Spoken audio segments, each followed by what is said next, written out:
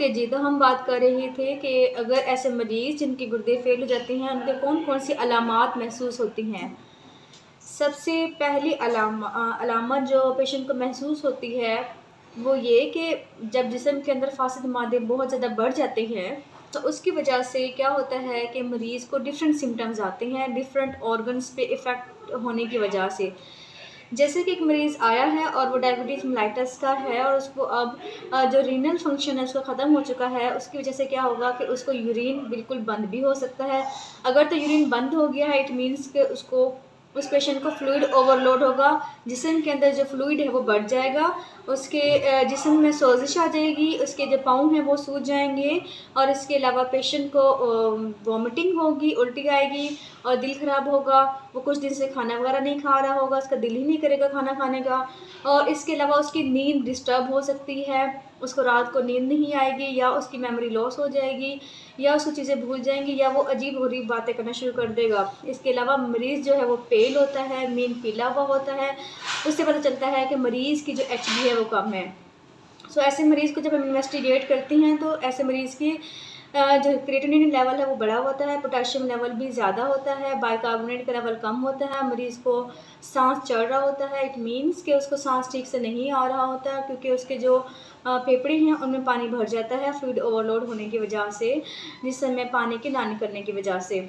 और इसके अलावा जब पेशेंट अजीबो-गरीब बातें करे, इट मीन्स कि उसके दिमाग में जो है वो फ़ासिद मादे चढ़ गए हैं जिसकी वजह से उसको यूरेमिक एन्केफ़ेलोपैथी हो गई है। अगर फ़ासिद मादे बहुत ज़्यादा बढ़ जाएँ तो वो दिल पे इफ़ेक्ट कर देंगी और उससे पेरिकार्डाइटिस डेवलप कर जाएगा। अगर इसके अलावा गैस्ट्राइटिस का मसला भी होगा और इसके अलावा जो है फ्लूइड ओवरलोड में पेशेंट चला जाएगा। ये सारे सिम्पटम होते हैं पेशेंट की, इंडिकेट करती हैं कि अब पेशेंट का जो है वो डायलिसिस होना बहुत ज़रूरी है।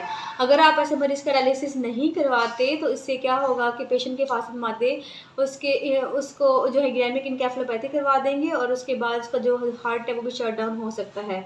अगर ऐसे मरीज़ का आप टाइमली डायलिसिस करवा लेते हैं, मीन आप उसका खून जो है वो वॉश करवा लेते हैं बाय डायलिसिस, तो पेशेंट जो है वो सर्वाइव कर जाता है। डायलिसिस करवाने के बाद पेशेंट के सर्वाइव करने के चांसेस बहुत ज़्यादा हैं एज़ कम्पेयर टू कि अगर डायलिसिस ना करवाएँ। अगर आप डायलिसिस नहीं करवाते और फ़ासिद मादे आहिस्ता-आहिस्ता बढ़ते जाएँगे, एक ऐसा वक़्त आएगा कि फ़ासिद मादे ना निकलने की वजह से जो है वो मरीज़ के जिस्म पे इफ़ेक्ट हो जाएँगे, दिल पे इफ़ेक्ट हो जाएगा, जिससे उसको जो है वो उसका दिल बंद हो सकता है या पेशेंट जो है वो बेहोशी में जाके उसका साँस भी रुक सकता है या फेफड़ों में पानी भरने की वजह से पेशेंट को साँस बिल्कुल ख़त्म हो सकता है।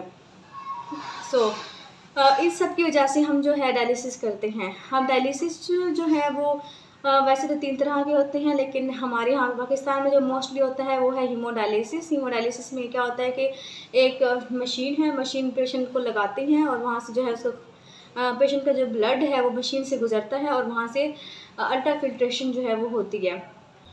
ओके जी, एक तो हमने डायलिसिस करवा के उसके वॉश करवा लेने हैं गुर्दे। इसके अलावा अगर पेशेंट को सेप्सिस है तो हम उसको एंटीबायोटिक देंगे उसको कवर करने के लिए और इसके अलावा पेशेंट को प्रिवेंट करेंगे कॉम्प्लिकेशन से। डायलिसिस के साथ-साथ गुर्दे के जो हैं वो और भी बहुत से फंक्शन हैं।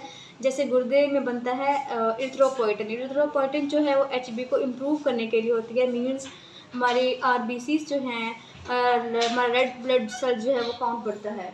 गुर्दे ख़राब होने की वजह से नमकियात का इम्बैलेंस हो जाता है, सो मरीज़ की नमकियात का जो है वो ख़्याल रखा जाता है। डायलिसिस के दौरान इसके नमकियात को बैलेंस कर लिया जाता है।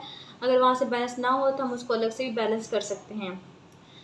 सो इसके अलावा जो है मरीज़ का मेटाबॉलिक एसिडोसिस, मैंने कहा था कि एसिड बढ़ जाएगा बॉडी के अंदर, तो हमारी जो डायलिसिस मशीन होती है वहाँ पे बाइकार्बोनेट होता है। बाइकार्बोनेट कैसा एज़ अल्कली काम करता है जो कि एसिड को न्यूट्रलाइज़ करता है। सो हम जो है वो बाइकार्बोनेट देते हैं इस पेशेंट को, क्योंकि जो हमारे किडनी होते हैं वो एसिड को रिमूव करते हैं, लेकिन अगर किडनीज़ काम ना करें तो एसिड रिमूव नहीं होता, जिसकी वजह से पेशेंट की बॉडी के अंदर एसिड बढ़ जाता है। एक और बात जो बहुत इम्पोर्टेंट है डायलिसिस वाले मरीज़ों के लिए, वो ये कि ऐसे जो हमारे डायलिसिस वाले पेशेंट होते हैं उनका फ़ॉस्फेट लेवल जो है वो बढ़ जाता है। फ़ॉस्फेट लेवल बढ़ने की वजह से हमें पता है कि बॉडी के अंदर जो फ़ॉस्फेट है वो कैल्शियम को कंट्रोल करता है। फ़ॉस्फेट ज़्यादा होने की वजह से कैल्शियम लेवल कम हो जाएगा, जिससे बोन डेंसिटी पे बड़ा इफ़ेक्ट पड़ता है और बोन जो है वो वीक हो सकती हैं। सो हम क्या करते हैं कि ऐसे मरीज़ों को फॉस्फेट कम करने वाले या फॉस्फेट बाइंडर्स देते हैं। कैल्शियम एसीटेट जो है हम उनको देते हैं, लो फॉस के नाम से आती है टैबलेट, तो हम ऐसे पेशेंट को देती हैं ताकि उनकी बोन डेंसिटी जो है वो कंट्रोल रहे। जो डायलिसिस करवा रहे होते हैं मरीज़, उनके लिए बहुत ज़रूरी है कि वो डायलिसिस के साथ साथ हर महीने अपने ब्लड टेस्ट भी करवाएं, और टेस्ट करवाने के बाद जो है प्रॉपर अपनी मेडिसिन्स भी लें, जो कि बहुत ज़रूरी हैं। ऐसे मरीज़ों की मेडिसिन्स कंटिन्यू नहीं रहती है एक ही तरह की, बल्कि चेंज होती रहती हैं। हमारे पास जो पेशेंट आते हैं उसमें से बहुत से पेशेंट ऐसे भी हैं जो कोई मेडिसिन नहीं लेते। एक और चीज़, जो डायलिसिस वाले पेशेंट होते हैं, क्योंकि उनकी बॉडी के अंदर फ्लूइड जो है वो बढ़ जाता है, जिसकी वजह से उनका ब्लड प्रेशर हमेशा हाई रहता है। Not all the patient but some in some patients blood pressure जो है वो हाई हो जाता है। सो ऐसे मरीजों को एंटी हाइपरटेंसिव मेडिकेशन भी देनी होती है। सो अगर आपके आसपास कोई भी डायलिसिस करवा रहा है, उसके लिए ज़रूरी है कि वो हर महीने अपने ब्लड टेस्ट करवाए, उसके अकॉर्डिंग जो है अपने डॉक्टर से रब्ता करे, उसके अकॉर्डिंग साथ साथ ट्रीटमेंट को कंटिन्यू रखे। अलावा एक और कॉम्प्लिकेशन डेवलप करती है वो ये कि पेशेंट का जो HB है वो कम हो जाता है। सो हम इस पेशेंट को एस्ट्रोजन का टीका लगाते हैं। एस्ट्रोजन में क्या होता है कि एरिथ्रोपोएटिन होता है। हमारे जो किडनीज़ हैं वो खुद ब खुद एरिथ्रोपोएटिन प्रोड्यूस करते हैं ताकि हमारी बॉडी के अंदर जो हेमाटोक्रिट का लेवल है वो नॉर्मल रहे। लेकिन क्योंकि किडनी तो फंक्शन नहीं कर रहे, तो फंक्शन ना होने की वजह से हम ऐसे पेशेंट को जो है बाहर से सिंथेटिक जो है एरिथ्रोपोएटिन देते हैं, जिससे उनका HB जो है वो मेंटेन रहता है। जो एंड स्टेज रीनल डिजीज़ के पेशेंट होते हैं, इनका एक और प्रॉब्लम भी होता है, वो ये कि इन पेशेंट के अंदर जो है आयरन की एब्जॉर्प्शन नहीं होती। सो आयरन की डेफिशिएंसी भी होती है। सो हम वो ब्लड टेस्ट देखने के बाद, आयरन प्रोफाइल देखने के बाद डिसाइड करते हैं कि इस पेशेंट को कितनी जो है वो आयरन लगनी है। सो इन पेशेंट को आयरन भी लगती होती है, एस्ट्रोजन भी लगती होती है, और इसके अलावा ऐसे पेशेंट में न्यूरोपैथी डेवलप होने के बड़े चांसेस होते हैं। सो हम इन पेशेंट को मेथकोबाल के इंजेक्शन भी लगाती हैं। और इसके अलावा जो है इन पेशेंट को आप मल्टीविटामिन्स दे सकते हैं, क्योंकि इन पेशेंट की फासद मादे की बढ़ने की वजह से बार बार इनकी भूख ख़राब होती है, भूख नहीं लगती इनको, और जिसकी वजह से पेशेंट जो है वीक हो जाते हैं। सो इन पेशेंट को प्रोटीन डाइट देनी चाहिए। इसके अलावा जो है अच्छी ग़िज़ा देनी चाहिए, ताकि जिससे इनकी पेशेंट की जो बॉडी मैस है वो इंक्रीज़ कर जाए। अगर कोई ऐसे पेशेंट है जो कि यंग है अभी और उसकी 30 एज या 40 एज या 50-60 तक एज है, तो एक सेकंड ऑप्शन होता है रीनल ट्रांसप्लांट का। सो रीनल ट्रांसप्लांट भी काफ़ी इफ़ेक्टिव है। अगर आपको एक किडनी मिल जाता है तो आप कोशिश करें कि रीनल ट्रांसप्लांट करवा दें। उससे ये है कि कुछ अर्सा रीनल ट्रांसप्लांट करके किडनी जो है वो काम कर सकता है।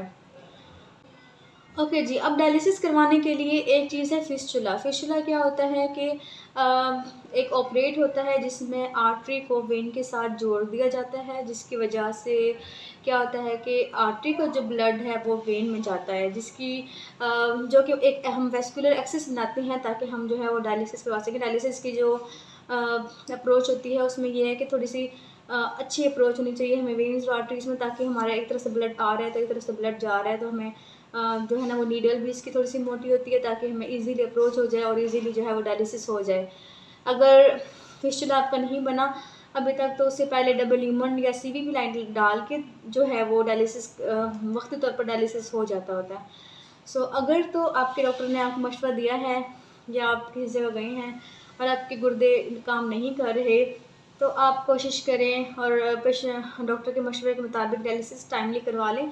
डायलिसिस ना करवाने से पेशेंट की रिकवरी, डायलिसिस इसलिए ज़रूरी है कि अगर सपोज़ करें कि उसके जो गुर्दे हैं वो वक्ती ख़राब हुए हैं, अगर वक्ती ख़राब हुए हैं तो बाद में डायलिसिस करवाने के बाद खुद ब खुद वो ठीक हो जाते हैं, एक या दो सेशन करवाने के बाद।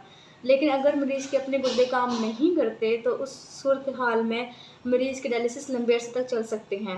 और अगर मरीज़ के गुर्दे बिल्कुल फेल हो गए हैं और बिल्कुल काम नहीं कर रहे, तो उनका मुस्तकिल ही डायलिसिस करवाना पड़ता है उनको। अगर आपको आपके आसपास या आपके रिश्तेदार या कोई भी जो डायलिसिस करवा रहे हों, किसी किस्म की कोई बात पूछना चाहते हैं, तो आप मुझे कमेंट सेक्शन में बता सकते हैं। जज़ाकल्लाह।